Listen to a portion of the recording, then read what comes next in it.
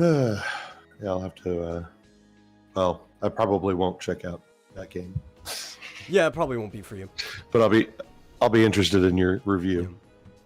I think it's a great game too, so I will be excited to jump into it, which we're going to do very soon. Welcome to Game Central Junction, everyone. As always, I'm your host, The Metal, and joining me is my co-host, Marsupial Gamer. At any point in time, if you're enjoying the show, please share it out with somebody else who will like it. Get more in here. I know it's going to be rough. It is the 4th of July. It's America Day. Sure. Oh, nice shirt. But I'm sure you could probably get one more person in here. And if you really like it, want to go one step beyond, you can donate to streamlabs.com/vomitoriumlive, or you can go and buy one of my shirts that are available. What is it? Spring Tea, I think, is where they are now. I don't know. I think that one's available too. I put it back up. You can find it at xdynamischaos.com/merch, I believe, or it's one of the pages in there. It's not hard to find. But yes, with that said, how are you doing? Pretty good. If Goodnight Spoon was wondering if the game we're talking about is Banana, I would have to say yes, absolutely. I love that game. It's my favorite new game. Listen, I still don't know what this game is. I keep seeing it referenced. You have to explain what Banana is to me. It's a clicker game, only it has a twist in that when you click the banana, nothing happens. Oh, okay. So it's like an you know those games? Pretty much. Okay.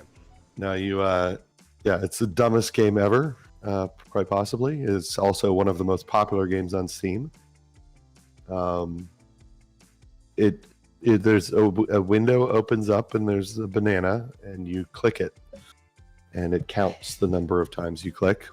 There are achievements and how many times you click, and you can get different skins for the banana. So you can make it look different. So I guess that's something. And it awards, you know how in Steam you get these little cards that you can then trade in the Steam marketplace? Yes. You can buy and sell them. You do get those sort of at random from the game, and there are most games have like a dozen or maybe 20 or 30 that you can sort of buy and sell and trade. I'm pretty sure this one has like hundreds and hundreds. I did hear something about it being ridiculously overpriced on the marketplace. Yeah. So it's kind of like NFTs in that you get these little cards for playing the game, and you can, I guess you get them for like, clicking the thing 1,000 or 10,000 or 1,000,000 times. And of course people have created bots that you just put it up on the screen and it'll, use the mouse and just click. I believe typically and they'll just you get those leave it running about every 30 minutes of actively playing a game. That's like how Steam does the cards. I've gotten plenty of them. So in that case, to be considered actively playing the game, I guess you actually have to click it, or else the screen will count it as just being idle if you don't. So they'll just have a bot doing it for that time straight. Right. Yeah. Right. People have set up bots to just click these things. And I think the game developer can specify how it rewards them. They might be able to do additional drops. I just know by default for Steam games, it's like every 30 minutes of actively playing a game. So you can't just leave it on another monitor or whatever. You have to be on the screen. Right. You'll just get a drop. Something like that. I've gotten quite a few microtransactions that way, where it's just like, maybe there's 2 or 3 games I've ever cared about getting the icons or rewards for collecting enough trading cards. So for the bulk of them, I just sell them on the marketplace. Like, oh, cool. I've got like $1.50 now. Let me go get a skin for that game that I play, Yeah. Because like you can, if you get them from other games, you can put them on the marketplace, and typically they'll sell from anywhere from 3 cents to, maybe 10 cents. Yeah. Some of these banana things are really extremely rare, and they're going for hundreds of dollars, and some of them are very common, and there's millions of them. And I think the minimum price is 3 cents. Yeah. Because the way Steam works, it gives a penny to the person who's selling it, a penny to Steam, and a penny to the developer. So the developer's making millions, I'm sure, off this stupid banana game. But I got like, I think one of my cards sold for like $2.50 once, which is like ridiculous for Steam trading card outside of the context of this banana thing. Usually they're 5 cents or something. Yeah, or I've had some sell as high as like 70 something cents, but depending on it. But this one was apparently just not dropping for anyone in the game, and I got it. So I looked at the price, and the common price was like $3.20. It's like, okay, I'm gonna sell it for like 2 something, so it sells faster. Yeah. Yeah, it's dumb. And you know, people are calling it a scam or whatever, but it's like, well, but nobody's getting scammed. Everybody's, you know, that's the market price. It's kind of there's a speculation aspect to it because if you get this whatever like a diamond banana and somebody buys it for $200 from you, okay, that was probably a dumb purchase. It might go up, but over time people are going to lose interest. But you know, it's their money. They're getting exactly what they are paying for. So they're just stupid. That's all it is. Right? Yeah. Now, a lot of scams are because people are stupid. So I understand the overlap here, but it's because it's something that they're stupid and they actually want it, not they're being tricked into wanting something. Yeah. Yeah, I mean, a scam would be like if you bought something and you didn't get what you paid for. Or you didn't understand that you got what you paid for, right? Like, somebody could be scamming you and saying that they're giving you this new fangled energy drink that's going to make you feel better, and literally it's just caffeine. Like, you could have gotten this from any drink at the store. That's kind of a scam from a marketing aspect, but you still technically got what you were offered. Mm-hmm. So, but it is dumb, and it's like, you know, I'm always amazed that, so I downloaded it just to be dumb, I guess. I haven't paid any money for anything, but it's funny that they're coming out with updates for the game, and it's like they added, you know, a new, like you can change the look of your banana to different skins, which I think originally you couldn't do. You couldn't actually, it was just a regular banana. And then, you know, they added like a little number that comes, a +1 that comes up every time you click on it. There's a better game. Quite an update. That also wastes your time, and the game itself is basically a scam, but it's a joke in a funny way. So when you started describing this way, I was thinking like, this just sounds like something I would play on Newgrounds. Like I would just see this on Newgrounds, and people would be farming like Newgrounds achievements for it or something. My buddy Verbank, who has been on the Vomitorium before, right? I did an interview with him and Safty. He's a music creator. Both of them are. Somebody worked with him, took samples and stuff from his music and stuff to make a game called Verbank Online. And it's literally just his avatar in the center, and when you click it, it makes sounds. That's it. It's like, he'll say like, no, stop that. And that's like the whole thing. But the more you click it, the faster you click it, music starts playing in the background, and eventually it ramps up, and you can keep the music playing. And the click counts, obviously, I mean, I used a clicker for it too, because I wasn't going to sit there and click it all myself. I had the high score at one point, but they've gotten ridiculous since then. Some of the click counts are in like the millions, right? For this game that you literally get nothing out of clicking it. It's not like Cookie Clicker where things prog or anything. It's like this banana one where it's just like the same thing forever. You get nothing out of it. That's what it reminded me of. It's like, it's just shit people have been doing on Newgrounds forever, but now it's like an actual game on Steam and somehow getting traction in like the normie space. And like, if you go on Steam charts, it's one of the top games in existence right now because I'm sure it's all bots, you know. Oh, probably, just clicking away. And there's also like things like where if you wait, you don't click, if you leave it open but don't click it for like 24 hours, then the next time you click, you'll get an achievement or something. Okay, yeah, I can see that. There's a lot of games that are like that, where, what's the one I'm thinking of?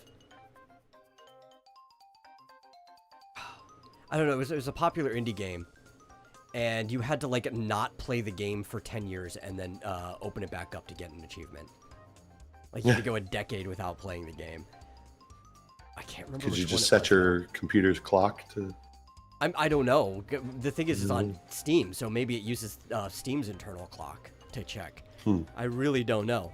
But I was going to say, it was Goodnight Spoon. is apparently playing Ocarina of Time, and he says it's a tough game to follow, which I don't understand. I don't know. Maybe I've just always been exceptionally good at following games, but had this conversation literally yesterday in somebody's chat, because while I was playing Zenless Zone Zero, which we will get to very, very quickly, Stanley Parable. Thank you. That was the one I was thinking of, where you have to like not play the Stanley Parable for like a decade and then open it back up or something. It might have just been 5 years, but it's some length of like time. Does it tell you the last time you played? I don't know, but I was having this conversation in somebody else's chat because I had ZZZ streamers up while I was playing ZZZ, just to try to get as much opinions from different people as possible while I was playing this, to be able to not just form my opinion, because I ignore other people's opinions when I'm forming it, but weigh my opinion against other people. And I found out I have a very different opinion than a lot of the main content creators who play this. But we'll get into it. Somebody came up and was talking about how Ocarina of Time was a hard game to play as a kid, which I never had this problem. I was a kid when it came out. I know you were quite a bit older. You had to been at, like, what, in your late teens when Ocarina of Time came out, I'm guessing? Yeah, what year? What year did it come out? It was 96, maybe? 97? I don't remember the exact year. Maybe somewhere between 96 and 98. Okay. So I would have been 21. 21. Okay, a little later than I was expecting, but yeah. It's not too far from your late teens. And still, so you're an adult already. I was still in college. Yeah. Like, if somebody was 17-year-old, I would say you already have the brain of an adult anyway. So you're in the range of you're an adult playing it. I was actually a kid playing that game, right? Like, I think I was still in elementary school when that game came out.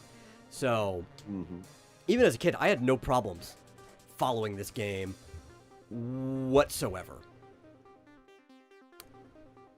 I even got through the water temple. And the only time I've ever had problems with that dungeon is if I didn't do it in one sitting. Right? Because you'd save in the dungeon, you'd come back in and be like, I have absolutely no idea where the fuck I was. I can't remember. If I do it in one sitting, I cream that dungeon like it's nothing. And I guess I've just always been kind of good at video games, even as a kid. So I'm kind of like disconnected from people. But apparently a lot of people my same age range, even people who are older, had trouble with that game, and it baffles me. Like, I just can't relate.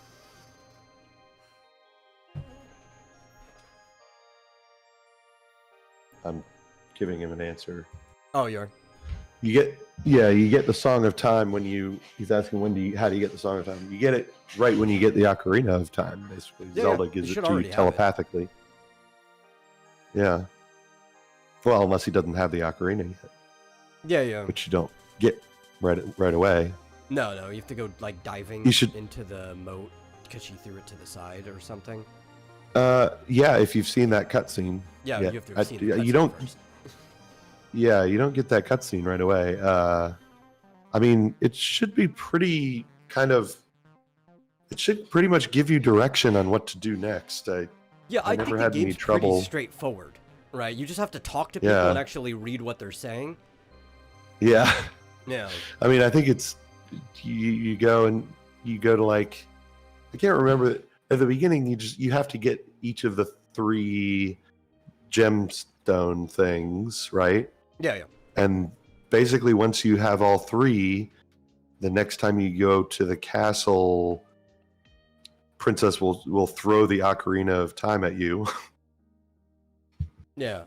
How do you time travel? Wait. You put the sword back into the into the pedestal, and that's how you time travel. Yeah. Are you talking about Ocarina of Time, or are you talking about Majora's Mask? Majora's Mask, you get the Song of Time on the 3rd day when you confront Skull Kid flying up there. Zelda kind of gives it to you in a dream, like it's a memory of when she's supposed to have given it to you the first time. So yeah, once you have the Song of Time, and you've got the 3 gemstone thingies, you go to the Temple of Time, and which I think I might still have that. I used to have like little pendants of them, like actual little versions of the 3 stones. Oh, I did too. Yeah, Yeah. I lost them in an eviction, but I used to have them. Well, that's the thing. I don't know if I still have them. I might have lost them in an eviction, but they used to sit on my shelf back in my old apartment in Arlington with a bunch of stuff. I still have my Star Fox dog tags, I think, so maybe the stones around them. They're in this tiny little chest that they came in. Yes, I got that same thing. The same exact one, yeah. So they're like this big, and yeah. Yeah. The chest had like a little hook on Yep. it. Yeah. Yep. I had that. I forgot how I got Ocarina it. of Time, do I not? Maybe it was a sorry. Nintendo Power Reward or something, or I don't remember. Mm-hmm. Yeah, no. The ocarina that you start the game with, that Saria gives you, is not the Ocarina of Time. Oh, no. Not the Fairy Ocarina. Right. No, you have to get the 3 gemstones, like we said. Then I believe the next time you approach the castle, Zelda will be getting kidnapped, and she throws the ocarina into the river, and you have to go retrieve it. Yeah, there's like it is a river, but it's also the town's moat. It's really weird and creative that they worked a natural running river into the moat of their town. Yeah. So yeah.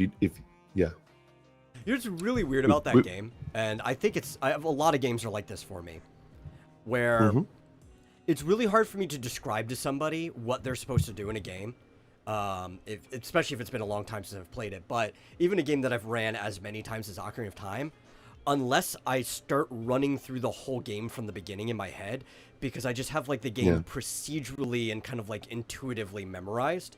So it's like, you ask me any random part of the game, it's like, what the fuck are you supposed to do here? But then if I start working, or even find like a checkpoint, like, if I start from here, I can figure out what I'm doing. Then I can do it. And Ocarina of Time is one of those. I could play that game almost blindfolded. But like, I have to find checkpoints of procedural memory for me to describe what to do. But if I like just shut up and don't pay attention to what I'm doing, my body will work its way through the game. Like, I've done the 7-hour challenge and stuff before. Like, that game is not hard for me, but trying to describe it to somebody is a completely different test.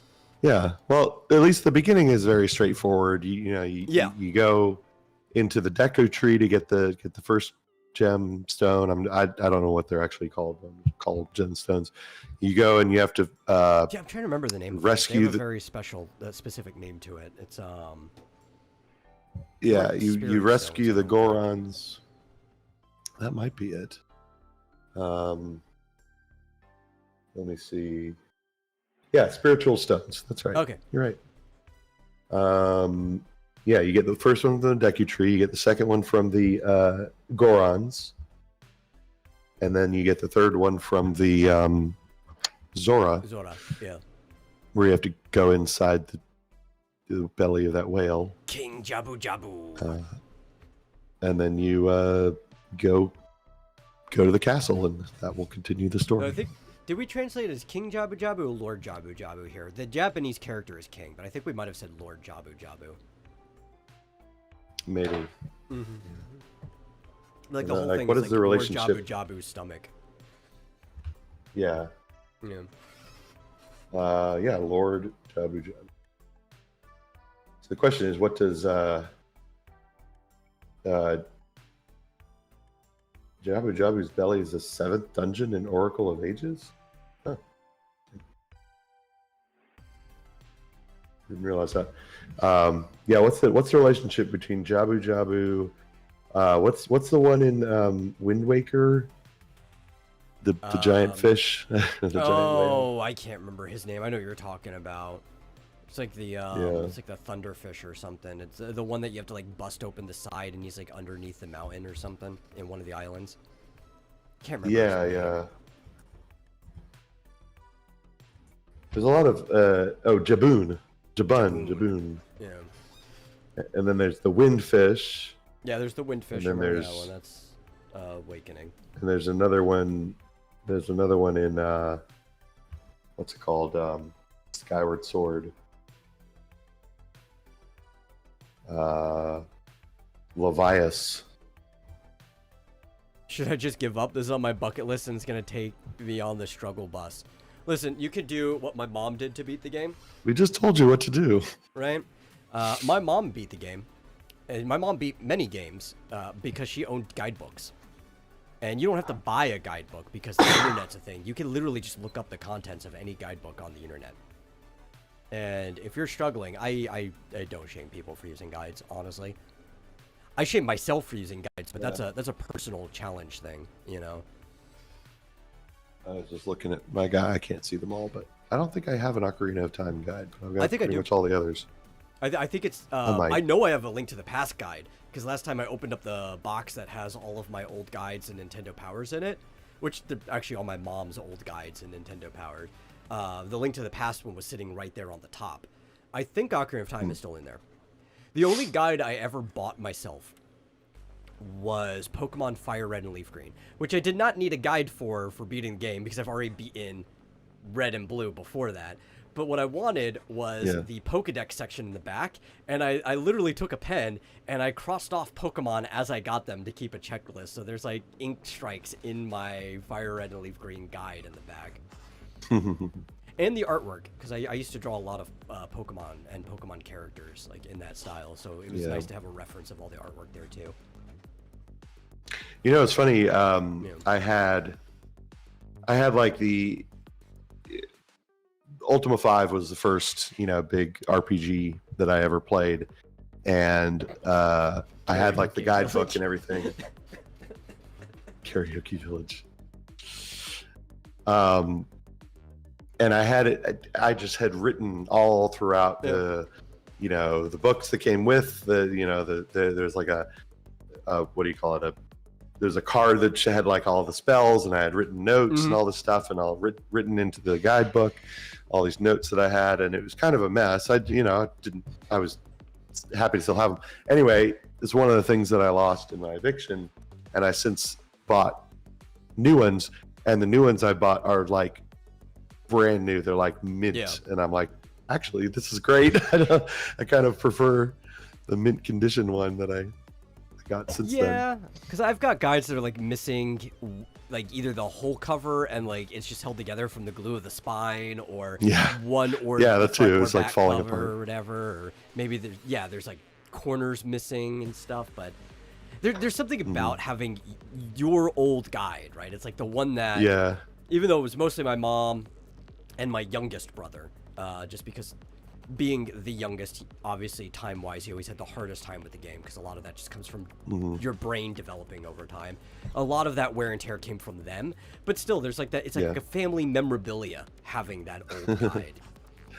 Yeah, if I, given a choice, I would like my original one back. Yeah, but, at least I found a brand new original one online.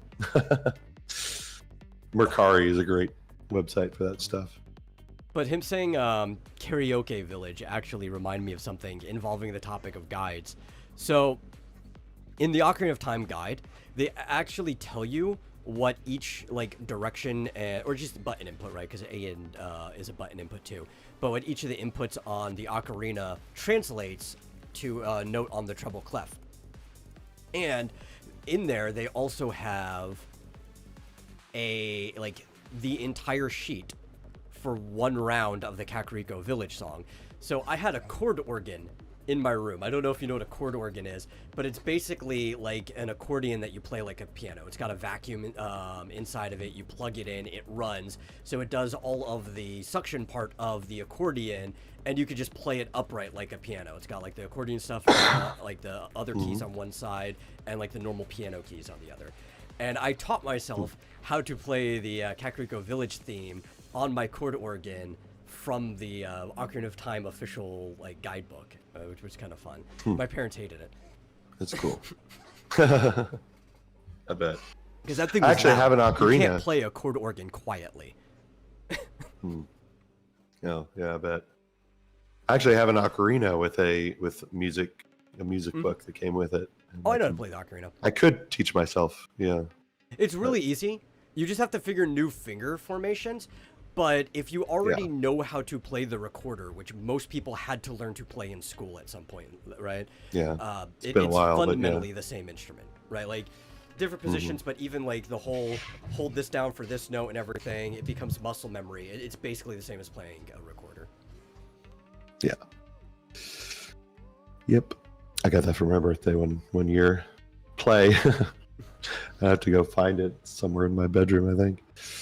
Yeah, you got a real one. I hated the way all those plastic ocarinas that everybody got sounded. It was awful, but everybody bought one because Ocarina of Time was so hot that it's like, no, you either have to be ceramic or you could have a non-kiln hard clay one, which some people had, but technically a ceramic one is a clay one too. It's just been fired. Yeah, the organ grinder. That's the Song of Storms, isn't it? Mm-hmm. Here, I'll take a second. Go grab it. Okay. I would play one. I don't currently own an ocarina. I actually don't think I currently own any instrument because I've lost so many things during evictions. I used to have a guitar that on the proper market was worth like $5,000. But my family, while I was gone, was hurting for rent and sold it to a pawn shop for like dirt cheap just to be able to make rent. So I no longer have my really expensive guitar. Which technically was my dad's guitar. He gave it to me as like a gift. He's like, this is the only thing I have that's worth anything, so I'm going to give you what's functionally your inheritance early. That was before we found out we had a bunch of land in West Virginia. And now I'm kind of upset that that guitar is no longer mine. No, I think that's the saddest story I've ever heard. Oh, I've got sadder. Now I want to find that guitar and buy it back. Yeah, I have no idea where it is. Oh it was gosh. an Electra Stratocaster, which people get confused when you say Couldn't that. find it. There was a whole bunch of companies, especially Japanese companies, that due to the way that licensing worked and copyrights did back then, they didn't care that Fender had basically like a trademark on their body design for the Stratocaster. So Electra was one of these Japanese companies that they just made a bunch of Strats themselves. And honestly, theirs were better. So there were some musicians that were going out and they were preferring to buy this Japanese guitar. Peter Frampton used to play with an Electra Stratocaster, that exact same model. And I can't remember his name, but it was the lead guitarist from the Electric Light Orchestra used to use that one too. And that's one of the things that bumped up the value of the guitar, is because I think there was only like 5,000 of them ever made. And by the time that I had the guitar, there was less than 10% of them left. And it's like, God damn, that was a nice guitar. It was cream too. that nice cream body Strat. Oh. How much are they worth now? I have no clue. Probably just Well, went up in value. I couldn't find it, but yeah, it's around here somewhere. Maybe I'll play it next next episode. Yeah. So, I don't know if we're going to keep talking about Ocarina of Time. Unless he has any more questions. I'm always happy to talk about Ocarina of Time. It's such a great game. Especially, like, I know people loved the recent Zelda games. To me, they still fall short of games like Ocarina of Time, so it's a game I'd much rather talk about. I think I've played Ocarina of Time at least 20 times in my life between different versions of the game, like all the way through. So it's definitely a game I love. Yeah, I kind of wish. I mean, I guess it's with Nintendo, it would be okay. I kind of wish they would remake it, with modern graphics, but without changing anything. Or just port the 3D one from 3DS. They have all the models and stuff. They just have to change like maybe the shader model for the game, and then you're probably good. Change it to where you don't need the bottom screen, but really the bottom screen was just a quick menu than anything. So like it wouldn't be hard to just use everything from the 3D version and make it work like the old versions. That one, unlike Majora's Mask, which they fucked the 3D version of that. They tried to take out like all the speed running strats, and due to certain physics changes, it's actually stupidly hard compared to the original to do like the Deku pond hopping challenge with the Deku Butler. Which is an additional extra thing you don't have to do in the game to beat it, but you still need to do it to 100%. But like Ocarina of Time, they left all of the speedrunning shit in there. So like if you want to bomb yourself through walls or quick hop throughout the whole field sideways or backwards, like all of that shit was in that. That's actually like the definitive version of the game is the 3DS one, as opposed to Majora's Mask, where the 3DS one is the worst version of the game. I don't know how they went from making the best to the worst so quick. Yeah, I don't know. It's like they, they totally screwed that. I saw that where like the original way that the hopping from the over the lily pads was designed, it worked perfectly where you could hop. It was just designed perfectly, and then they screwed up the physics so that it just you miss jumps. I think also part of it was, unlike Ocarina of Time, which they've remade so many times before that with like Master Quest and stuff like that, they still had like the assets of the game to scale when they were making these new ones. I think there's stuff that's in Majora's Mask that are just off scale because they had to basically rebuild everything from visual reference and not by having the asset right in front of them. Like they had to pull up the old game, play that spot in the game, and rebuild it from that visual reference from looking at the screen. And they didn't have like the physical models or they're not physical, but like the digital models in front of them like they did with Ocarina of Time. I think that was part of it when I was reading up on it. Interesting. And so like things are spaced differently because you're like guessing instead of like being in the spot it's supposed to be in. They couldn't like bring up the code, decompile it, or something. I have no clue. Apparently, that's an issue with a lot of these older like assembly games. That some people figure out how to do that. People who have all the time in the world to do it. Like we're saying, people who decompile these games, they spend like 6 years trying to figure out how to decompile these games. They just have nothing better to do with their life. While like these guys have like a 2-year dev cycle to get this shit done, right? Yeah. But you think bug testing would have solved this too, because if it wasn't working, you could just go back in and move it slightly. Yeah, exactly. You just needed to space the things better. But and yeah, I guess it's a matter of time. It's funny to me how indie developers or people, hobbyists, sometimes do better than people actually getting paid for it. Like I was amazed that somebody did a Zelda 2 remake from scratch, written in, I want to say, was it Unity? Either Unity or Unreal, or no, I don't remember.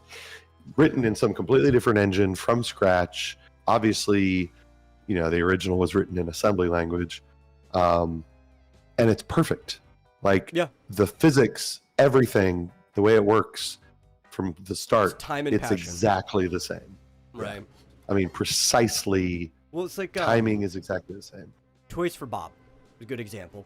Toys for Bob had no assets at all from the original 3 Spyro the Dragons game when they made the Spyro Reignited trilogy, right?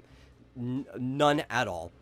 And so what they did was they tweaked their goal, and instead of making it completely one-to-one, since that would be not impossible, but a Herculean task, right? Of like you're spending years going through every single level and play testing until things are perfect. They just made it feel as close to one-to-one as possible, even tweaking some of the physics to work with the changes to the levels. So you can't tell the difference unless you were to put the games side by side.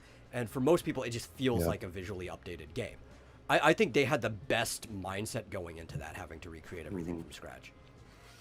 Well, I don't see why you can't do essentially crowdsource your QA testing, right?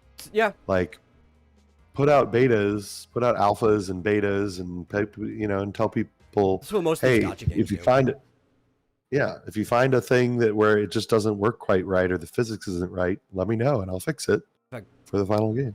A lot of if a game is like free to play and you just kind of like pay what you want over time, just live service in general, a lot of them will have some will have public test area like environments, like a PTE, which is great for crowdsourcing. Some will have a private where they want to leave things a little more closed because maybe there'll be story spoilers or whatever, so they have to like quality control who gets in there. But still, a lot of them have these like massive test environments to go through all of this, which I think works for a free-to-play system, because already spent so much money before the game came out that you need to try to be able to save as much as possible. Some of these larger companies, though, while I agree they could crowdsource it, at the same time, they could also afford to pay for better quality control.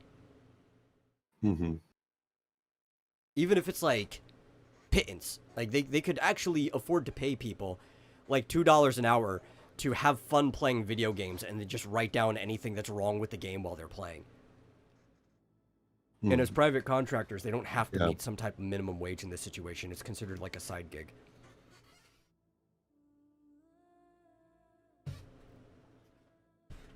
Like, I don't know why they don't to incentivize it. Nintendo could do it for free. People would hop on wanting to play a Nintendo game without getting paid. They don't care. I'm just thinking also about other stuff. Like Ubisoft, at this point, you'd have to pay people for quality control. I don't think you could get enough people to hop on for a public test environment. Right, because like some Ubisoft games, while the public test environment would solve this problem, they're so broken when they come out that people wouldn't want to hop into a game that they think is going to be even more broken, even though them hopping in early is what's going to fix the game. It's like, no, you're going to have to probably pay some people to get the ball rolling there. I guess, yeah. Yeah. Well, I guess that's what kind of early access on Steam is sort of all about, but it's another way of doing it. You have to, but you typically have to pay. You're like paying. Yeah, so you have to already be appetizing before that, which means you have to have like a playable demo, even if they're not playing, but like you have to go on stream as a dev and play the game to show them off or have something that's showed off in Steam. You have to make the game look good before people jump in. And I think for indie and single A titles and lower end of the industry, it's a lot easier to convince people to do early access, and some AAA people will still do early access for. A lot of them are just losing their credibility at this point, that people's like, I'm not going to pay for the most broken state of your game. Yeah. Well, they just have to give incentives, like, it's a lower price, but you get the final game. Yeah. Or you get... We'll give you skins or like the next DLC for free or something if you participated in early access or something. Yeah. Wasn't there a scandal recently where some game did that and then they called the DLC something else so they wouldn't have to give it away for free? Oh, I'm trying to remember. Recently. I know what you're talking about. But was it Star Citizen or something? Star Citizen is the most expensive game ever made. And I don't even mean by how much money they've put into it. I mean like how much it costs to get things in that game. Like as a player, it is the most expensive game like ever made. I'm trying to remember what it was though. It somehow beat Square before Star Citizen, because to like pre-order everything with the early access stuff like that, you're talking thousands of dollars. Square held the title for worst pre-order ever, and it was the build your own pre-order for Deus Ex, what's it, Mankind Divide or whatever like that, the most recent Deus Ex game. And that one, it was like over $1,000 to get everything in the pre-order. They weren't expecting people to get everything, but you have to understand the mind of collectors. So to get everything, you were spending like over $1,000 on the game, and people rightfully shamed Square for it. Yeah. Oh, it was this Tarkov game, wasn't it? Was it? I remember that being a thing. I just don't remember which game it was. So if it was, like, I believe it. I just don't know. I think that's what it was. Escape from Tarkov. Tarkov is overall just a critical failure of a game. Yeah. Because they said something about that, if you got into early access and you paid for it, that they would give you DLC for free, but then when they finally came out with it, they were like, oh, this isn't DLC, this is additional content. That's what... Yeah. It's like, that's so you what have DLC to pay for is. It's content you have to download. Yeah, something like that. And then Hey, I think they were also the ones... Yeah, it was this Unheard edition that was just ridiculously expensive, and that's what it was. What a disaster that whole thing was. Good Night Spoon says, They even Plan had B, like a what are your cheat codes, and or can I borrow your Game Sharks? There are no cheat codes for Ocarina of Time, and I do not have a Game Genie or Game Shark for the N64 that you can borrow. If you're, or actually I don't even know what system you're playing this on, but if you're emulating it, I'm pretty sure that stuff is built into like the emulator. You could probably just go and find it. If Fish shows them. yeah. What are you playing it on? How useful is Meowth? Well, Fairly. It's more useful when Is it's that- Persian, but there's a Yeah, I lot was of gonna say. matchups with Persian that are pretty good. Raticate's better You if you can, want a normal type Pokemon. yeah, you can. I would evolve him. He's a normal type. Yeah. Raticate is fucking crazy because of Hyper Fang. And you're just like, you know how in any game where it's like, do this percentage of the opponent's like health in damage? Hyper Fang is stupid and will do like half of their current health in damage, and you just keep on chipping them down until you can one-shot them with your next move. Mm-hmm. Invest in Raticate. Raticate has really good stocks, you know. Unless your opponent pulls out a Magikarp that knows Flail and has a Focus Band, then you're fucked. How useful are normal type Pokemon in general? Very useful. They're your all-rounders. You can throw them in most matchups. The only thing that they don't work on at all is like Ghost. Like you literally can't hurt Ghost with normal moves, and most of normal type Pokemon's best moves are their normal ones. But a lot of them can pick up through HM a lot of different moves. So like some normal type Pokemon can randomly learn Flamethrower or something, so you could just use that to hurt a Ghost Pokemon. But yeah, they're just your all-rounders. Mm-hmm. They're also Here's really a- good here's for your, a, HM slaves. Here's a guide on how to enable cheats in RetroArch. In case you're interested. Yeah. So, I think it's probably time to talk about the thing at hand. I spent about 13-ish hours yesterday playing Hoyo versus newest game, Zenless Zone Zero, which in some ways I think is their most fun game, which is apparently a very controversial opinion to say. I don't know if it'll be my favorite, just because I like a wide range of games, and I like hack and slash games and Devil May Cry. They're one of my favorite genres. But slightly above that, I like turn-based games. So Honkai Star Rail is probably going to remain my favorite Hoyoverse game. But before this, I said that I thought Honkai Impact 3rd was their best game, even after they've added all these other ones like Genshin and Star Rail.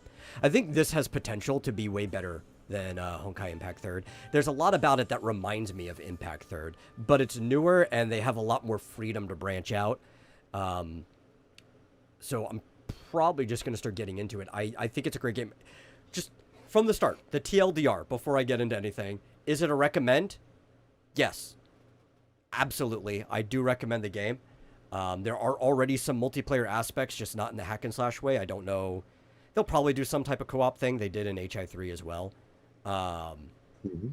But there's social aspects of the game. It's really fun hack and slash. It's got casual and challenge mode, which challenge is basically just normal mode. It's like, do you want to actually play the fucking game the way it's designed? Here, play challenge mode. Are you a casual playing on their phone and you just want to experience the story and have fun with the game without getting sweaty? Here's casual mode. You won't get punished too hard for like failing to dodge and shit like that. Because it has the potential to be a very casual game. Highly recommend anybody who's interested in pick up. They're giving a lot of stuff for free at the start, like a lot of these games do. It's really easy to pick up some of the S-rank characters, which I'll break in like what an S-rank character is later too. But it's easy to have fun with this game very early on. And it's also very episodic, so you're not worried about jumping into this big open world or multiple zones you have to explore with this long overarching story. kind of slice of life, very actiony, very humorous. It's actually got a lot of comic inspiration on how it tells its story, like reading comic books or like manga manhwa. So I think that's a very good influence. The story actually feels more alive because of this than some of the other ones where if it's not a fully animated scene, it's just like two characters standing there talking to each other in that old school typical video game fashion. Having like these comic panels actually let you illustrate what's going on in the full scene, and then your brain can fill in the rest in between panels. So I think that's very good. I would probably say, as far as gacha games go, this going to be my most controversial take on this game because most people won't rate it this high. I would actually say it's an 8 out of 10 as a game. Like, as a gacha game, I might even say like it's a 9.5 out of 10. As a game, it might be an 8 out of 10.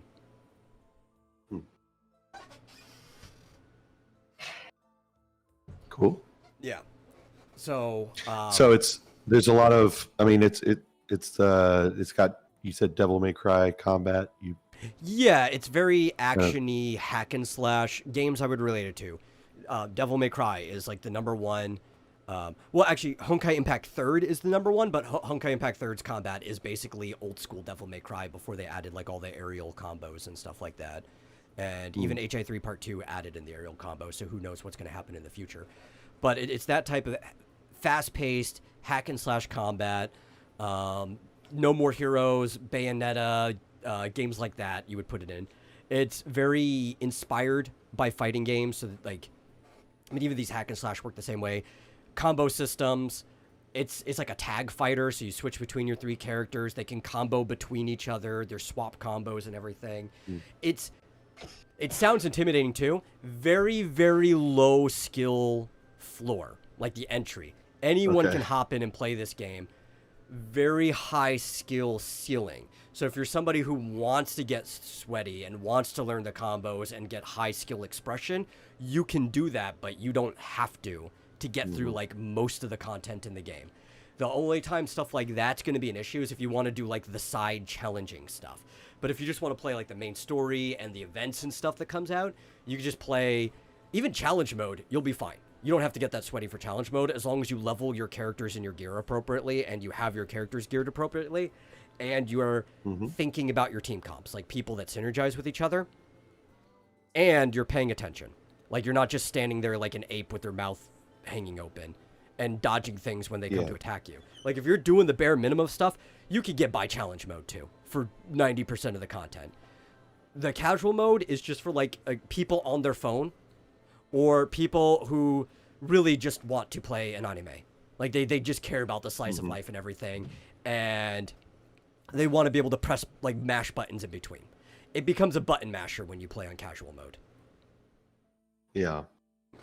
How come some of the games from HoYoverse are published by MiHoYo Limited, and some of them are Cognosphere? So Cognosphere was who they went through internationally originally, and I think they still work with them too. Cognosphere is how they do most of the transactions. Oh, I see. Because this one's published by Cognosphere. Yeah. And it just came out today. Yeah, well, technically for us, it came out last night. July 4th was the global release, but July 4th in China is like 9 o'clock our time on the 3rd. So it's been out for almost 24 hours now. It will have been out for 24 hours before the show ends. Yeah. It's a great game. It's got a lot of really fun characters. The cool part is a lot of their playstyles are based off of like the weapon styles for Devil May Cry, but some of them aren't. They've got a lot of different character styles, and they're not weapon-based. I think one of the biggest issues for a lot of people with Honkai Impact 3rd, or even Genshin Impact, is some of the characters, they do play differently, but you kind of know how a character's going to play. Oh yeah, that's Ellen Jo. She's the first limited banner character. For a lot of characters in those games, you kind of know how they play based on the weapon they have equipped, because a lot of them have shared weapons. This one does something similar to the light cones in HSR, Star Rail, where they have classes, but the classes can play very differently even within themselves. right? So the weapon is just for that path. They have engines for this case too. So you just equip the engine, and then everybody can have whatever weapon and play style that they feel like, as long as it kind of fits the role type, which I like. So almost everybody can find a type of character they like. They're about as different as like fighting game characters might be. So even picking up a different character, it can almost feel like you're playing a different game at times once you get used to them. But the whole game isn't just a fighting game. There's also like this fun little TV system, which is their exploration system, where all these like TVs pop up, and you're like the Bang Boo, the little rabbit guy on the TV, and you're jumping from like screen to screen to screen, like solving this maze with puzzles and stuff in there. So to me, it feels very much like a game Atlas would make, and I could tell that like Persona and Atlas was one of the major influences on this game. Even walking around the town, it feels very Persona-esque. It also feels like something Grasshopper would make, and I could feel a lot of Grasshopper influences, like No More Heroes and stuff, on the game too. So they're pulling a lot of influences from a lot of very, very good game franchises and companies. Yeah. Are all the names Chinese? No. Like names of towns and things like that? The shark girl that you showed, her name is Ellen Jo. Actually, unlike Wuthering Waves, most of the names are international, right? So you'll get things from different countries. All of the Hoyo games are like that because they're I wouldn't call them globalists. They're very much like me. They're worldly, right? They care about the cultures. They're kind of nerds for history and myth and of all kinds of different cultures, right? Like they're weebs, but they also like German myths and history and stuff like that. Actually, a lot of their stuff was predominantly German named in their older games. So like Anton is the name of a character. Bell is the name of one of the two main characters that you can pick. Weiss is how they're pronouncing it in English. I'm pretty sure it's supposed to be the German name Weiss, especially because he has... they spell it differently. They put the E after the S instead of before, but he's got white hair, and they usually have so many German naming, especially having Bell there, which is Southern Germanic, Northern French. It's like, I'm pretty sure his name is supposed to be Weiss. But, like, you'll see a lot of names that you would be familiar with. The next banner character is a Chinese name, though. So they pull from everywhere. Her name is Zhu Yuan. She's a very sexy comic. Yeah, that was my main problem with Wuthering Waves, trying to follow the story when all of the names, proper names of places and people... It's uber Chinese, yes. Very foreign to me, and I can't it's like, I'm sorry, but the names just go in one ear and out the other, and I'm like, I can't and I'm follow the story because China and the mainland area is one of the cultures that I am very familiar with from studying a bunch of things, so I can tell the names apart just by hearing it the first time. But I can relate because there are some cultures where I still have that problem, like even Asian cultures. I've never been that much into Korean stuff. So if I'm watching like a K-drama or something, which is not something I do very often, sometimes it is hard for me to juggle the names because Korean names are different from the other Asian names around there. And it'd be like if somebody from China had to hear about like an American show and there was two characters named Tom and Tim, or even worse, trying to juggle a guy and a girl's name and there was a John and a Jen on the show. And for them, that would be really hard to juggle. Yeah, because just, we can almost visualize what a John would look like and what a Jennifer would look like, and what this and that. And it's like, and so it's just hard to keep track, and not just the names, but like the names of like towns and cities that they talk about, because they throw a lot of names of towns at you at the beginning of Wuthering Waves, and I mean you might not have noticed, but I noticed it because I was like, wait, I can't relate to any of this. I don't understand. Oh no, I noticed. I gotta go where? Like I'm picking up the names, but they throw it onto you way before you even know the places. So even if I'm like juggling the names properly, I still have no context or relation. Wuthering Waves, it's a fun game. I have fun playing it when it works for me. I have way more fun playing ZZZ, even comparing it to when WoWo works flawlessly. I think ZZZ is more fun, but storytelling is the weakest part of that game, like by far. It is really bad at telling a story. Its pacing is off. It's very even Chinese in the way it tells a story. Hoyo suffers from this sometimes. But Chinese storytelling is a lot of yapping, and they don't structure their story like we do, where most Western stories don't have like heavy epilogues or anything. There'll be like the climax, and then there won't be too much story after the climax because that was the peak moment and you're just coasting down a little bit afterwards. In some Chinese stories, the climax might be anywhere between like halfway through to a third of the way through that part of the story, like in that act of it. And then you still have like the bulk of that act left that is just epilogue and yapping and stuff. And a lot of it is because it has that old fable moral way of telling a story. They want to wrap up all the loose ends and stuff, which I don't blame them. But if you just went off of this high, right, of like this climax that just happened, it could feel like they killed that high from all of the talking afterwards. Yeah. Well, they don't always use a 5-act structure, Fizz Chozo, but that is a common structure in Chinese storytelling, yes. I've seen some Chinese stories that have an 8-act structure, honestly. Wuthering Waves specifically is a 5-act structure. It is using the most common one. If you look at the quest, it even divides them by acts 1 through 5. So he is correct in this case. But there are more flexible.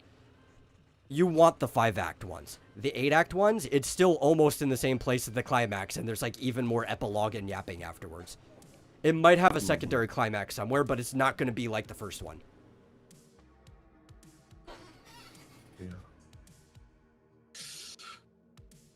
I prefer the 3-act structure. I'm very loose on it. One of my favorite stories, well, because of the retelling of the story, it's my favorite, but is a French play called Chanticleer. And like a lot of older plays, it uses a 4-act structure because sometimes theater works better in 4 acts than 3. And Chanticleer is great. It's about a rooster who runs away from home because he doesn't want to be like his father. He doesn't want to be the guy who crows for the sun to come up every day. And he runs away to the city, but as he runs away, the sun stops rising. So they have to, he has to come back home, and his heroic thing is just basically falling into the job he was born into. It's kind of like a meeting your fate type thing. But it's more of rising to the responsibility of doing the thing that only you can do. And it's a very good story. There's a Don Bluth recreation of it, which is Rockadoodle. And that one, they make it a little more sympathetic for the character in modern times. He got beat up, and the sun rose without him that first time. And it made him depressed, and he left. But then the sun didn't rise since he left, even though it rose that one time. So apparently there's almost like a lag. Like it'll still rise a little bit if you miss it, but you can't miss it more than one day or whatever. So it's a fun story. But we're not here to talk about movies. That's just talking about how different act structures can work if you do it with intent. And I can enjoy a lot of the Chinese storytelling. It's not very popular outside of China, and for cultural reasons. 3-act structure tends to work with most cultures in general. So if you're trying to be safe, if you're not super challenged, just stick to 3-act. It's easier, you know? Yeah. ZZZ, I think, is not worrying about that at all. I think they're still kind of almost like that 3-act style, but it's in the same way that like an individual episode of a show might have a 3-act style. It is more episodic in structure of what you're doing. It's very slice of life. I don't even, I don't even understand how, or I guess I do understand it, but I don't care about a video game having that sort of story structure. It doesn't seem like a game should follow that even. I think it depends on the game, right? I don't know. It depends on what you're doing with your game. Like some of classic, say like SNES RPGs, or you could even compare it to Devil May Cry on the PlayStation 2. You could count that its acts are kind of its missions, because each mission kind of has like an enclosed story that leads into the next mission, and some of them have like 20 something missions. And you can maybe argue that in a 21 mission game that it is trying to do like a 3-act, and every 7 missions might have like a closure to be a different act. That's possible. It depends on how the game is cut up. But like I remember playing The Illusion of Gaia, and The Illusion of Gaia feels like there's 6 main acts in that game because you're just playing through different levels of the game that each have like micro stories that lead into the greater narrative. So games don't really need that type of structure. They're trying to tell stories like you do on screen though, like for anime. So while you have all these different events and these different missions that are going on, they will even title like Act 1, Act 2, Act 3 for the major story mission. And yeah, you don't need to do it that way. I think they're actually hitting a sweet spot with ZZZ trying to do this episodic structure, because sometimes, as much as I love the storytelling in Star Rail and Genshin, it kind of feels flat. While in Honkai Impact 3rd, it did that mission-based gameplay, and each mission feels like a mini episode, so it feels like I'm playing seasons of a show. And I think that actually fits the storytelling better. Hey, Mike. So that's how ZZZ is. I guess I should actually break down like what the game is. So you are in this town, this city, that is vaguely every major city on the planet. There's some like downtown Shibuya vibes to it, but there's also like some downtown New York vibes. They're like merging cities that internationally you would just kind of be used to. There's some downtown Hong Kong vibes to it too. Called New Eridu. And the world, specifically New Eridu, is being bombarded with these zones that are popping up called the hollows. And if you stay too long in the hollow, there's this process called hollification where you become monsters, right? And you play as these 2 people called proxies that help people that illegally go into these hollows get in and out, right? Like freelancers and different factions doing jobs in the hollow. And that's your job, is to navigate them in and out of there. Yeah, it's very fun. It fits an episodic storytelling, like game or even like show, very well. And in the process of going in and out, you'll do these like the hollow exploration, which is the TV things to navigate the people, and there'll be events and battles in there where you go into this like Devil May Cry style combat and you fight some things. There's kind of a balance between both. They even have missions that are mostly exploration, some side missions that are mostly combat. They've got the roguelike that we've started to expect from these games in there, and I think the roguelike fits this game more than any of the previous ones because of the TV system. And they also have a time of day system too, similar like Persona, where there's like the morning, evening, morning, afternoon, evening, night. So you could talk to different people and go to different shops during different time of day. And the whole thing is just life in New Eridu. And the very first story are this group called the Cunning Hares, which if you've ever played Devil May Cry, for people listening, they are basically the business Devil May Cry in the game, right? Billy is basically Dante, but a robot that only uses the guns. His color scheme is just Dante's color scheme too, white hair, red jacket, and everything. Nicole, who is one of the sexiest characters in the whole game, is basically Lady, but her personality turned up to 11. And even Anby kind of fights like Virgil fights. So you've got like the Devil May Cry crew, and they are going in for a job, and problems happen during the job, so the proxies have to help them, and that's what you're involved with them. You get basically their whole crew for free. Their starting crew, Billy, Nicole, and Anby, are your free 4-star characters, fully functional team, even if you don't pull the 5-star that you want, which they're actually A rank and S rank. It's easier to call them 4 and 5 stars because that's what Genshin and Star Rail have called them up to this point, so people know what I'm talking about.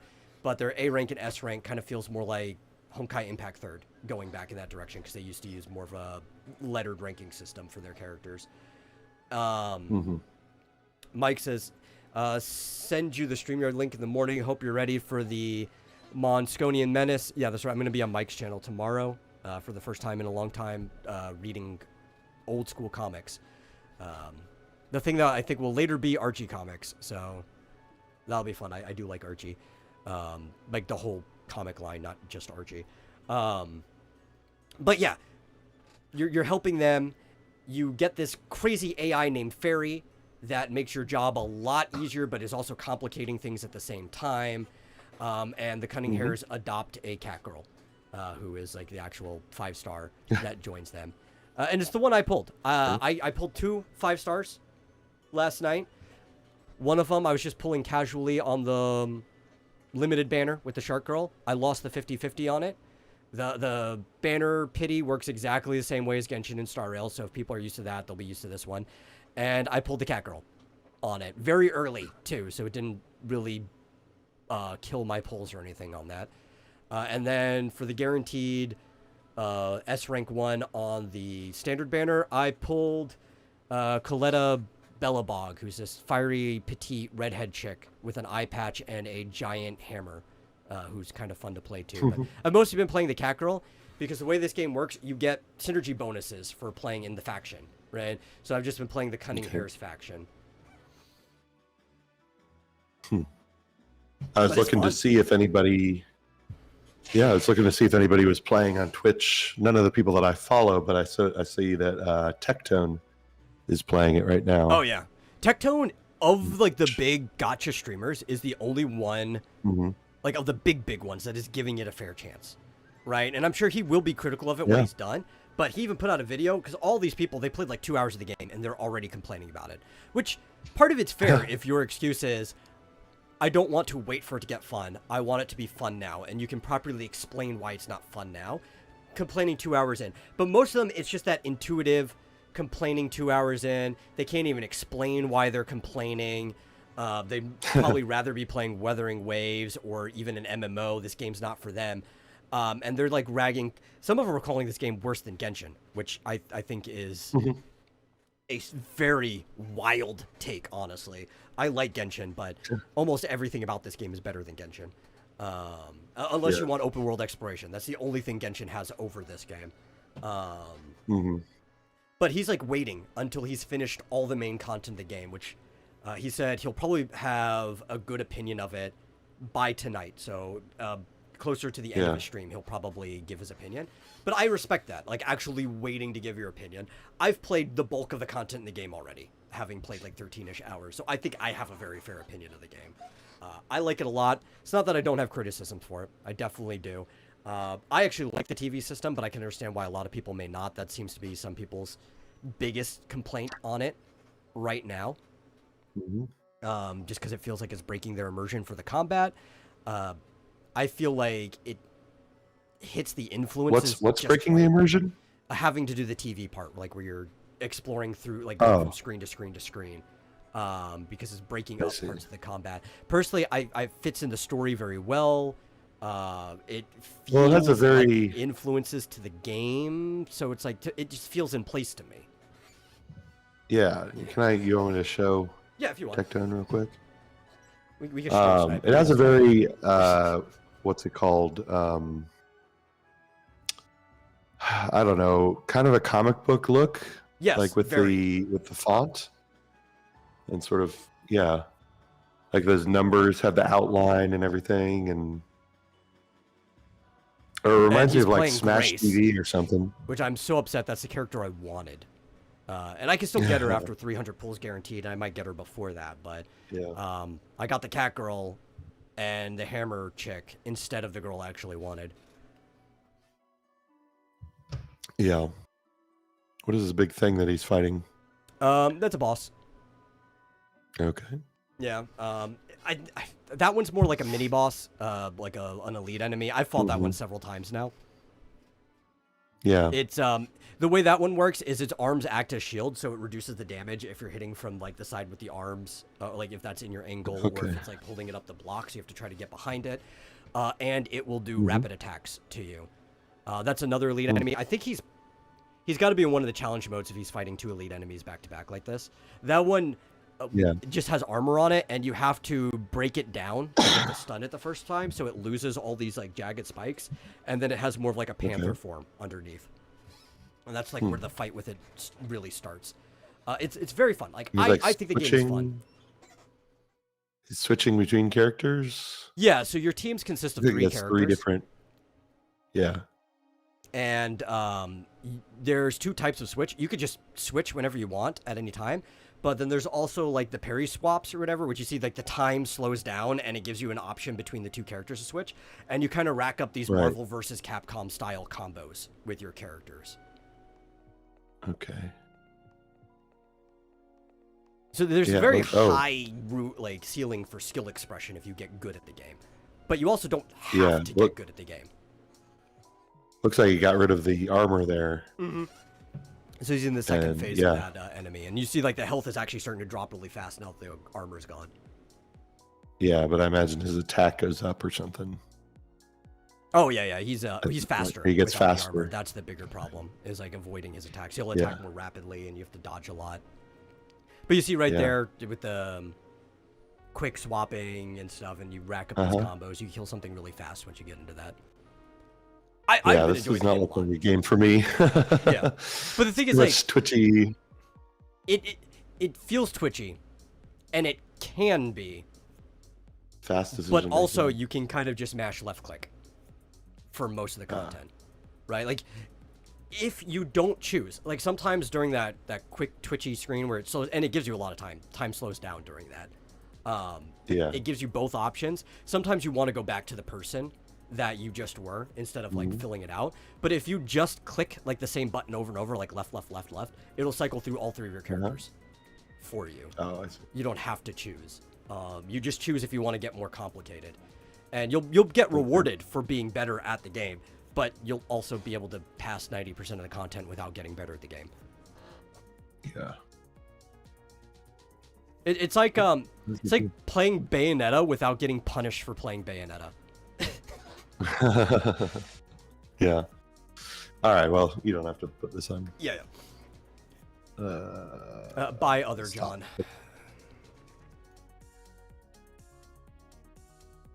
I noticed there's some interesting jiggly boob physics there. Oh yeah, that's another reason why I wanted Grace. Grace is to me the hottest character available right now.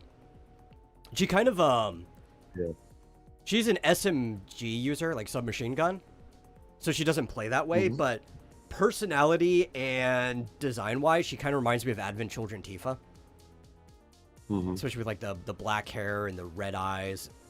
The tight midriff showing black leather outfit, like Very nice. Does she have a bunny girl outfit? No, but I wouldn't be surprised if this game actually started selling skins. They have not done that in Star Rail, which I guess as a turn-based RPG you don't need it much. They should still sell skins, but this one they'll probably start selling skins sooner. It's a higher rated game. In China, I believe it's 16 plus, which is kind of like RT category, sort of, but it's actually more of their M category, because that is sort of when you're considered an adult in China, is at 16. Yeah. Right? So they could get away with a lot more in that game. Yeah. I flipped to another channel and they're playing Goddess of Victory Nikkei. Is that how you pronounce that? Nikkei also just had its patch for its summer event. Yeah. It happened at the same time, basically, or 3 o'clock. Yesterday. It's just amazing that all these games coming from other countries have beautiful women. Like in, sexy outfits. They're showing this girl who's like in a bikini. I'm like, is it that hard to just... Nikkei is stealing my luck. I already got the limited summer event character on the second day of the event already. I can start going to the backlog characters that I missed from the last summer event. But it's like, no, why? The game that I don't care as much about. Why can't you put my luck in the other ones? I still don't have Firefly, damn it. Which, those the one you're saving up for? Donate. Yeah. I might have to hit pity, because I lost the 50-50 on it. Oh, no. So, like, anybody wants to help out with that, you can donate to the soda fund at streamlabs.com/vomitoriumlive. But Nikkei stealing my luck. I got in Final Fantasy VII Ever Crisis. I got Aerith up to level 80. Have they done their summer event yet? Yeah, it's on now. Oh, okay. I might have to log into that one. Do they have the swimsuits from the from Rebirth? I might. Well, they have swimsuits from something. Well, because there's the what they said they were. Costa del Sol outfits from Final Fantasy VII Rebirth, like with they had a couple different ones, but there was specifically Tifa had swimsuits in that one. You'd have to tell me. Yes, it's Aerith and Tifa. Is Tifa's like blue? No, with, no, no. I'm sorry. Oh, No, they're past that one. Where it's Yuffie and Lucia. okay. Well, they haven't swimsuit. had swimsuits before, so that'd be new for them. Darn, so I Okay, missed so- the other ones, the ones that I wanted, but Oh yeah, those are which is gone. cool. But I haven't yeah, logged in a while. I've been busy with other gacha games. Wait. Yeah, No, I there we saw go. Yeah. There they are. Yeah, you might have missed the other one, but this one, yeah, I'm only just starting that stamp card. I'm only 2 in, and it's going to be, yeah, I've got 10 more, 10 more stamps before I can get one of these. Unfortunately, I'm working on it. Good Night Spoon says, I saw a mini doc on YouTube that explained it's more lucrative to make adult games good. I'm going to interpret that by putting good adult games. I don't know. You can either say good adult games or adult games well. I'm trying to figure out the context that he actually means on that one. Either Yeah, I'm not sure I understand what than you're it is to saying. make a good game sell and be visible on Steam. But I'm not trying to be like a Well, grammar you snob. I'm know- just trying to get the actual context of what you mean there. You know, at the biggest, didn't we talk about this? That the biggest game marketplace in the world is not Steam. Yeah, It is that's true. an adult. I forgot what it was called. Do you remember the name of it? I don't there's remember a- either, but it is a marketplace that specializes in adult games, and Yeah. I think Steam is like a quarter of its market value or something like that, Yeah. which means it would be like 3 times bigger than Steam. Well, I guess 4, but like 3 additional. It's plus 300%. Yeah. What was it called? It's like it's hard to find. But yet, I Oh, don't here it remember the is. name either because I saw it on like an Asmongold video. yeah, Yeah. the secret adult gaming platform is bigger than Steam. And it's like Um, ridiculously bigger when you actually look at like the Yeah. platform doesn't have revenue, but like the monetary exchange. I mean, the platform does have revenue, but it's Oh. apples and oranges there. But the actual monetary exchange is what It's- happens on the platform. It's called Nutaku. Nutaku. I've heard of that Nutaku. before. That's yep. For basically porn games. Yeah, don't go there unless you're over 18. But Yeah. it is way, way, way bigger than Steam in terms of revenue. But I think if you want to be lucrative, it doesn't have to be an adult game. Though your game might be rated mature or whatever, depending on what you put in there. It just needs to be a good game. Good game first. And then have attractive characters in it. Those 2 things are what makes it Yeah. lucrative. I mean, look at the gacha gaming sphere, right? I would not call Star Rail or Genshin mature games at all. They're actually marketed to kids, but they have beautiful characters in them. And they're very lucrative because of that. Nikkei is usually in the top 10.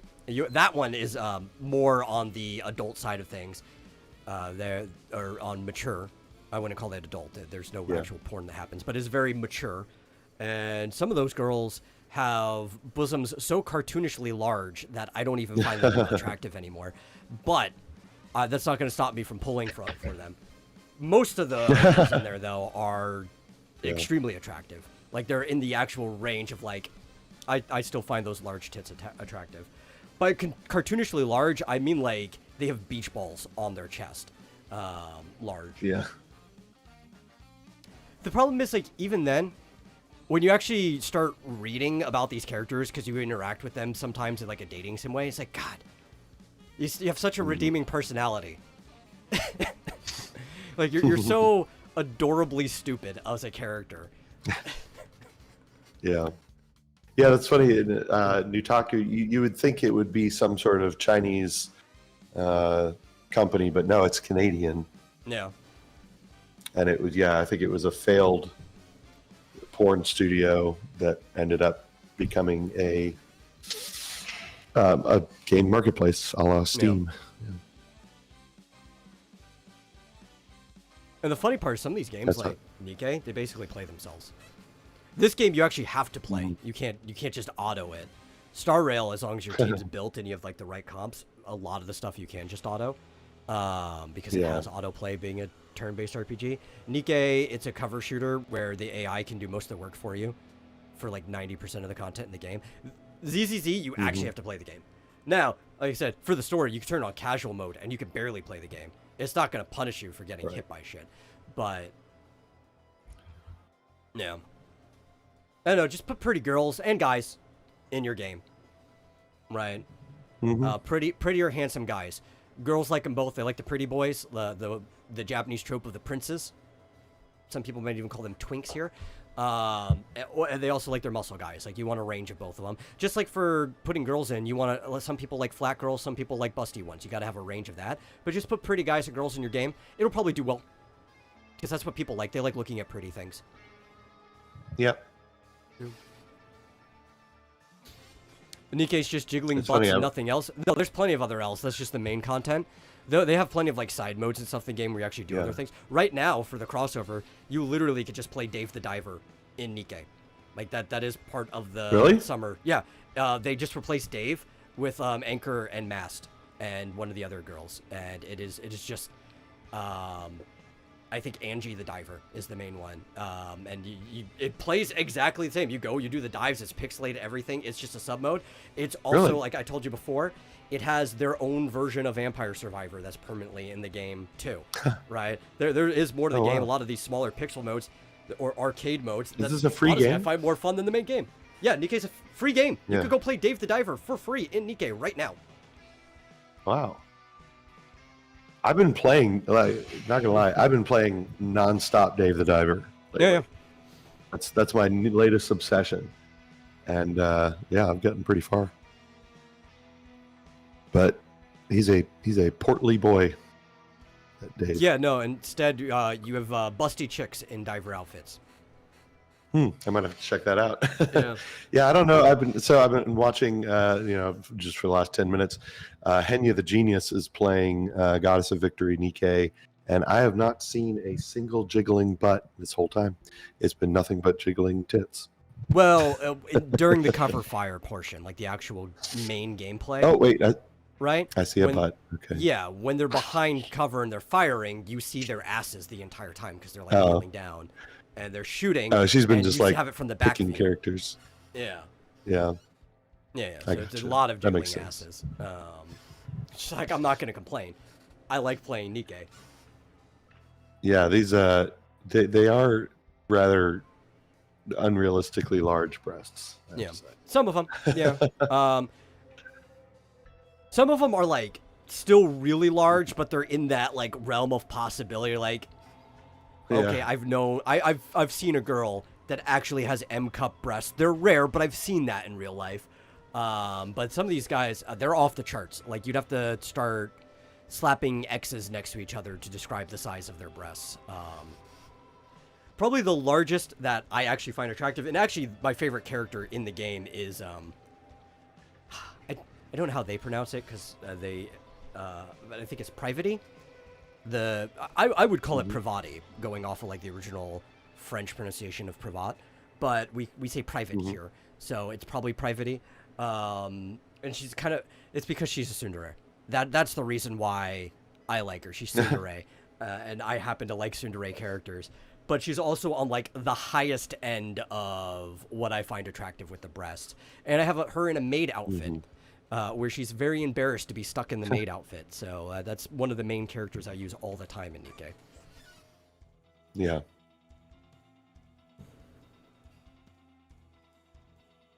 But yeah. It's I think it's a good game because of all of what you can do in it. The main game mostly plays itself. Like, you don't really have to do anything in there. Yeah. Good Night Spoon wants to know play something for the Scarecrow that is easy to remember so that or write it down and make sure you know where you put it. Yeah. Although I guess doesn't it show in game what you played? I don't remember. I don't remember. I just know you need it. Something for, that's easy to play. No, Privyet is not the word I'm looking for. That's Russian. Private-y. But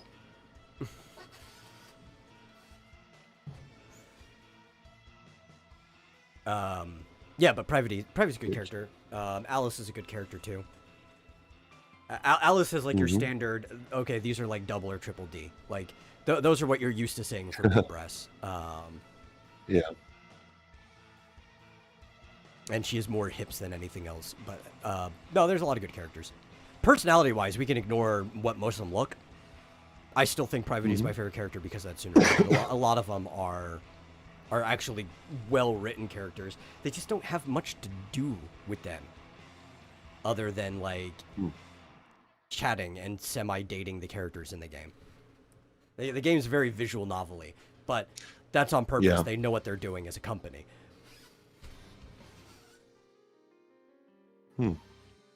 Gonna do Feel Good Inc. by the Gorillas. I mean, you only have like, what is it, 8 inputs for the Scarecrow or something? I don't know if you can do Feel Good Inc. in 6 to 8 inputs.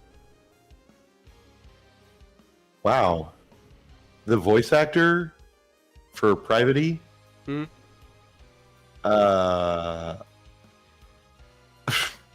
Something happened to her.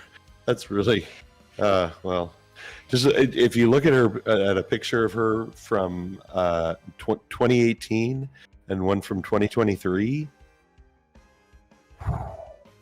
she's gained a lot of weight. I'll just say that. It happens. Oh my gosh. All I care, you know, I gained a lot of weight in that time too. Is that they can do their job. She has a nice voice. That's all that matters. Yeah. I was just like, I was curious, and I just looked up a picture of her, and it's, you know, there's a picture of 2018. She's like, oh, she's cute. And then like 2023, I'm like, holy crap. Well, I Is was that the telling same you this person?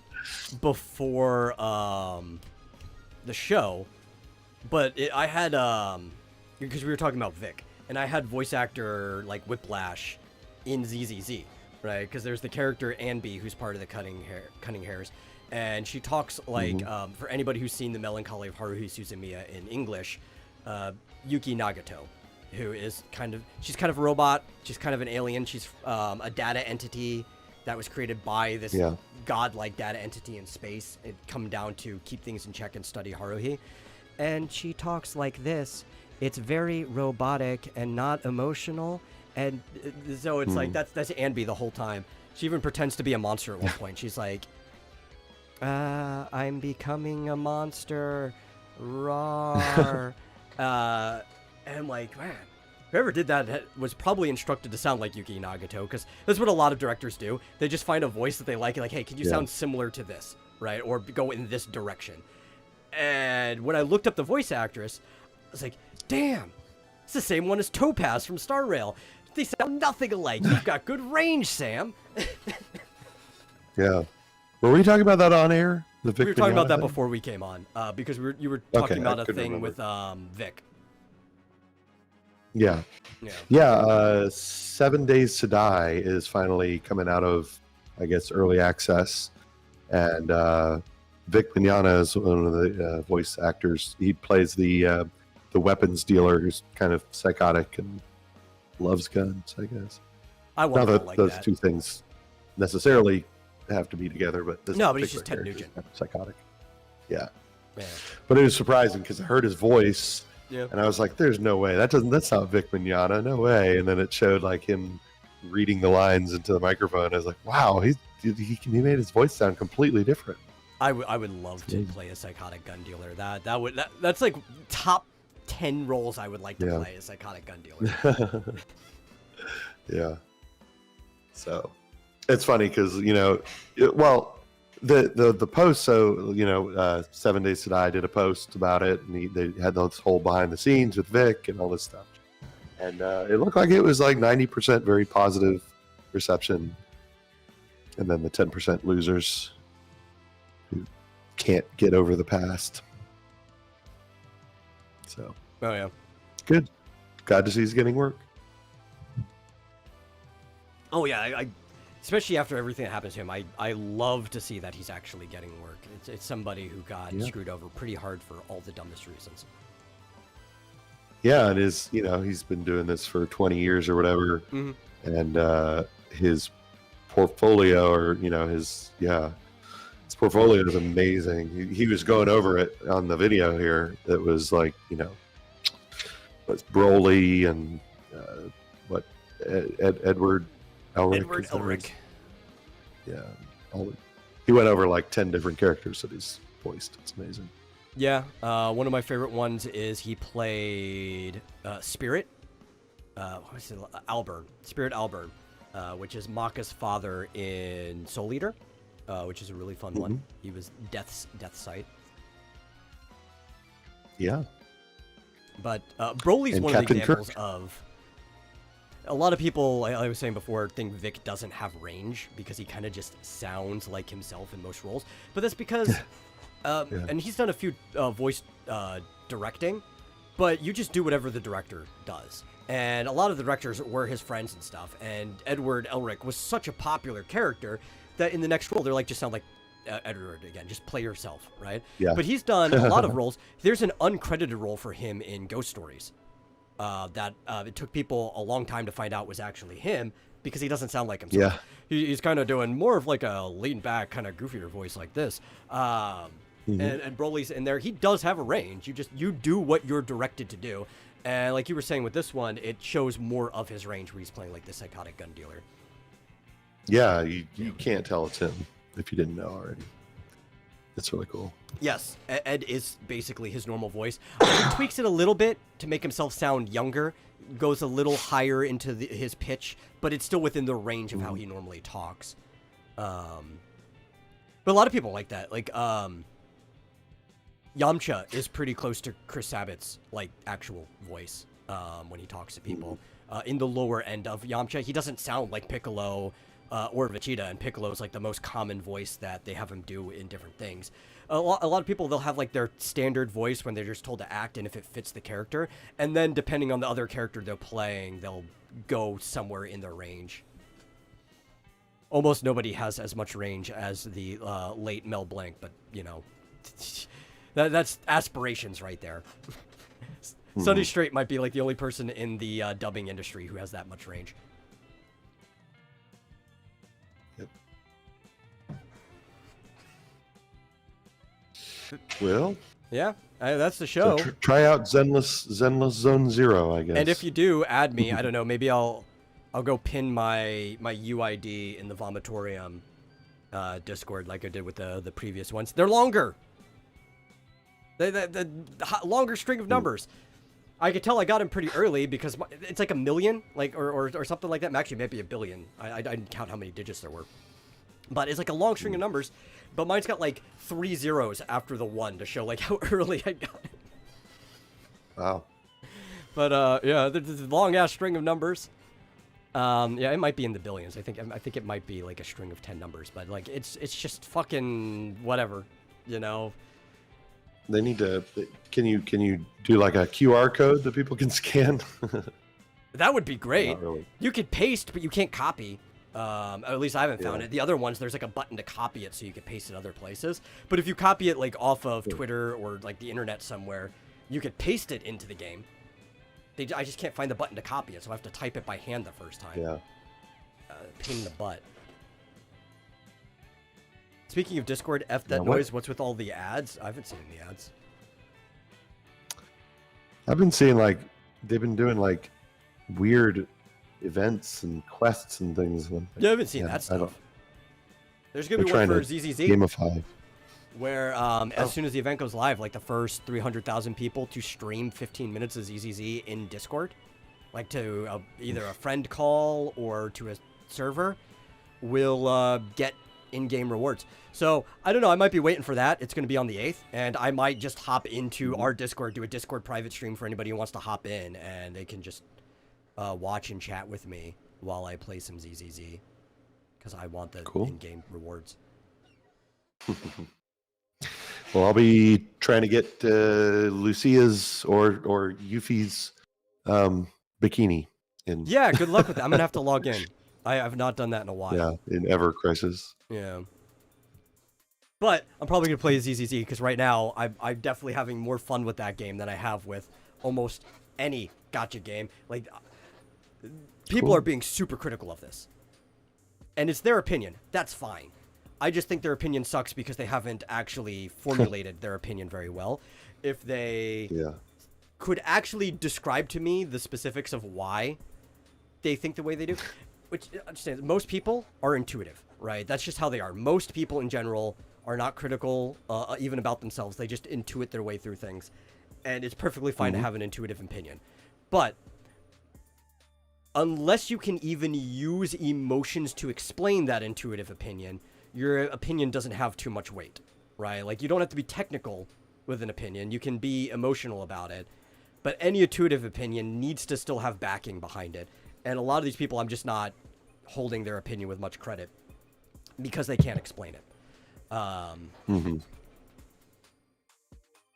Still, it's still a game worth criticizing, but I think it's good. Yeah. You should give it a try. It's free.